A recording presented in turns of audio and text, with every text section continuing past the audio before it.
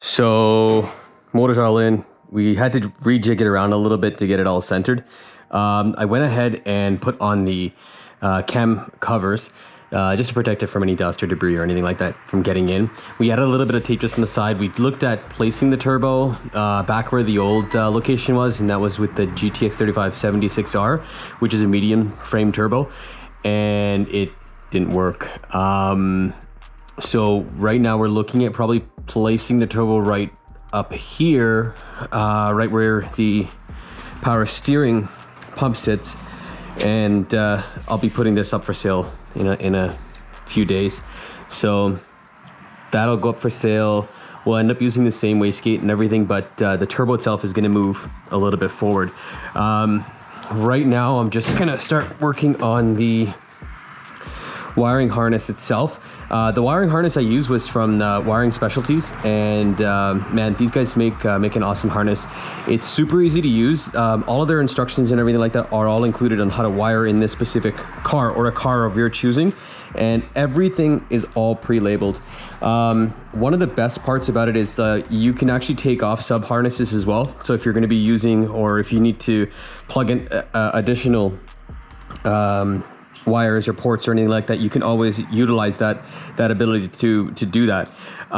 So everything is totally dismantleable and upgradable with these harnesses, and they make them specific for your ECU, or you can have them just build a harness and it's all made to spec. And one of the nicest things about the harness itself is when they put it together, it's pretty hidden. So a lot of the things like your coil pack, your injectors and things like that, they made it in such a way where it hides under everything. So I mean, it's really nice. And if you are specifically looking for a plug and play solution, I mean, I wouldn't go anywhere else other than Wiring Specialties. I mean, their products are top notch. So right now I'm just gonna get the knock sensors sorted out. These have to be torqued down to anywhere between 12 to 15 foot-pounds. And you've got to be really, really, really careful, because these are a crucial part of where the motor actually gets signals and information. So when you're installing these, you've got to make sure that that these are torqued down specific to that torque setting. If it's torqued down too much or torqued down too little, it'll read incorrectly, and you'll get or you or your tuner will get an incorrect knock reading, and they won't be able to tune it properly. And the reason why I'm just making these face themselves is just accessibility. If it was made any other way, it'd be difficult to get them off, but I found that if you just make them face themselves, it's fine. Another thing is, when you are installing knock sensors and sensors that are specific to harmonics, you don't want to have them around a lot of engine noise. So you don't want to be running extra wires around these sensors. So if you can avoid running any additional wires from other plugs, try to make sure that these are always free of that. And one of the other reasons, again, same thing with my oil pressure and oil temperature. One of them runs off of an extension away from the existing sensor, just to remove that electronic noise that you typically see. So we're gonna get these torqued down and then get everything else plugged in, and then we'll take it right from there. So we've got our eletrohydraulic power steering pump. So basically, this specific power steering pump is out of a Vauxhall Astra. You can find them either from Australia or from Europe, but pretty much it's a pretty simple and a pretty dumb pump. A lot of the pumps, like the mini pumps and things like that, they require a lot of different signals, so speed signals, steering signal, things like that. There's ways to bypass all that, but with this specific one, I mean, all that it really requires is a power and ground, and then basically you take the black and the blue cable, terminate together, and this basically is like a signal wire. So you could put this like on your key on, you can have it on a switch, things like that.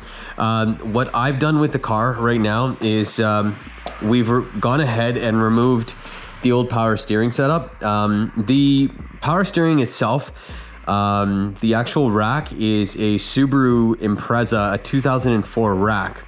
What I actually did was I ended up using some flare adapters. You need a -6 on both sides, but the actual flare itself is an M14 1.5 mil flare. So you need an M14 and an M16. There we go. And I've always had really good success with these. I just found that there's, you don't really get any leakage, and they're a little bit thicker too. So in case you do have a little bit of warpage or anything like that, they do tend to sort of compensate for it. You technically shouldn't be doing that, but it'll help compensate for any warps or anything like that. So we'll get the manifold.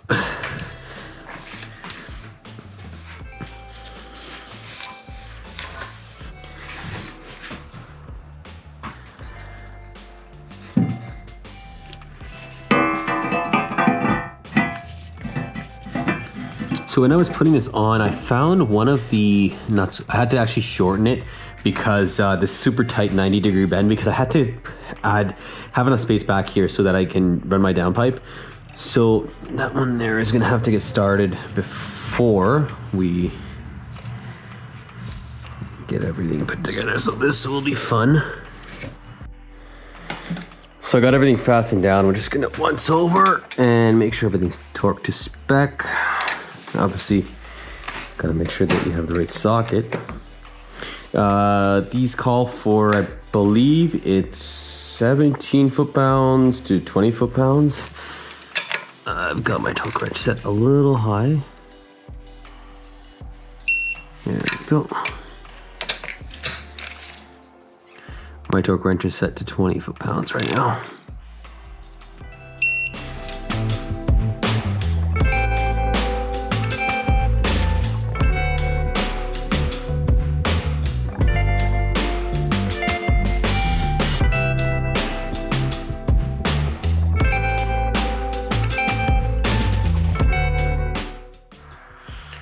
So we've got the turbo all sorted. Everything's pretty much mocked up. I've got to create a little bit of a heat shield for this specific area here, mainly for all the brake lines and the master cylinder brake booster, just to keep some heat away from the actual wastegate itself. I am going to do a hood exit. If I don't like that, we'll just turn it the other way around and just do a straight dump, or dump it right into the exhaust. The exhaust part probably isn't going to happen, but just that. All of the oil feed, water feed, and everything like that is all hooked up onto the turbo. The turbo itself came with all of the water lines, but they don't come with any of the oil lines and oil fittings. This one I got from ATP. It's got the restrictor built right into the actual fitting itself, and then the old lines I had from my previous setup, so I just routed them all around and just use those for now. There's no really issue with them. They never were really leaking, and they had this heat reflective material on them, so you could literally rest this heat reflective material onto a hot header and not really have any issues at all. I haven't seen any issues so far, no leaking, no nothing, but they do get pretty close to the actual headers themselves, but I haven't seen any issues. So I ended up going with the full middle catalog. As far as like all of their gaskets go, these are their MLS style gaskets. So it's a multi-layer steel gasket. It's a little bit thicker than the stock sort of felt gaskets. And the best part about it is these, honestly, I've had these rip on me as soon as I've even tried to like install them and screw them down. These things hold their rigidity, hold their strength, and I've reused them, even though people say you shouldn't be reusing them whenever you remove your manifold, but I've reused these and I've had absolutely no issues whatsoever.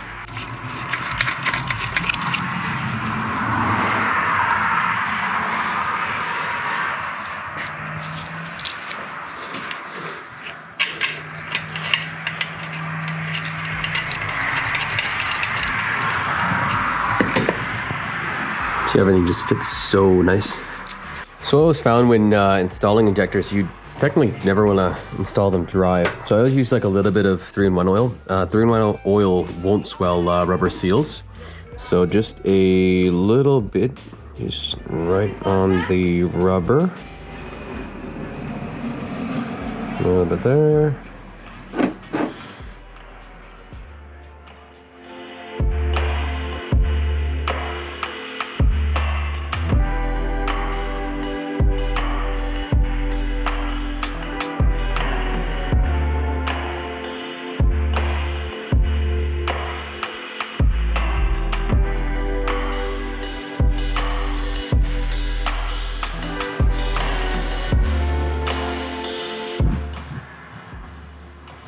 connected. Volts are obviously going to be high because I got it on charge.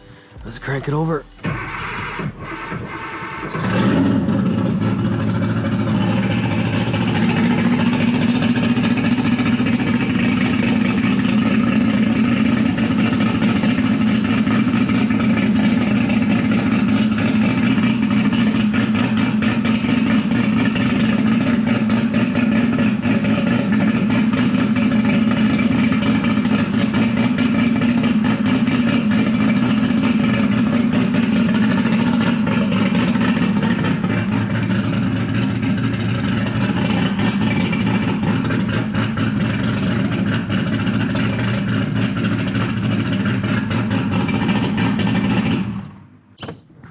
So we finally got the car over here at Dyna Motorsports. Oh man, was this fun. So we're gonna get it broken in right now, get a little break-in tune and a hard break-in on the actual motor itself, and then we'll be able to put like a few thousand kilometers on it, change oil a few times, change some of the fluids a few times, and then we'll be coming back to Dyna Motorsports for a power tune. Now the thing is, because of what's going on in the world right now, we actually can't stay here, film everything. But what I'm going to be doing is I'm going to be leaving this here. The car quarantines for 24 hours, and then Tony and his brother Henry, they actually go ahead and clean down the car, and then they actually do a tune on it. So unfortunately I can't be here to record everything, but I am going to be here once everything's done to take delivery of the car, and then hopefully some of the restrictions are lowered, and the next time around when we do the actual power tune itself, we can go ahead and actually be here while we're dialing everything in. So we'll get this thing unloaded, and then I'll get it dropped off to Tony, and we'll go from there. 24 hours later.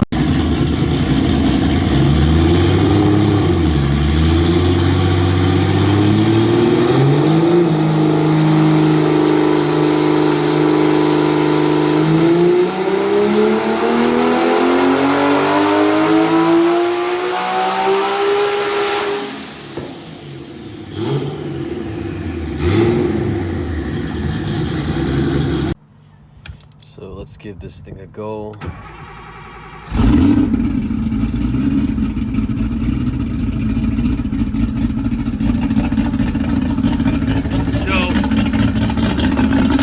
we just got this back from Dyna Motorsports, and we made a little over 740 horsepower last night. One of the limiting factors was the wastegate that I have on this car right now is just a little too small. But we're going to replace that in the power tune, because right now this is just going to be like a break-in tune. So we made 747 if I'm not mistaken. Once we get the new wastegate, we'll get the E85, we'll get the dual pump set up, and then we'll be able to make that number. So right now this is just a cold idle. I'm just getting everything just kind of sorted, getting everything warmed up, and then we'll go for a little spin.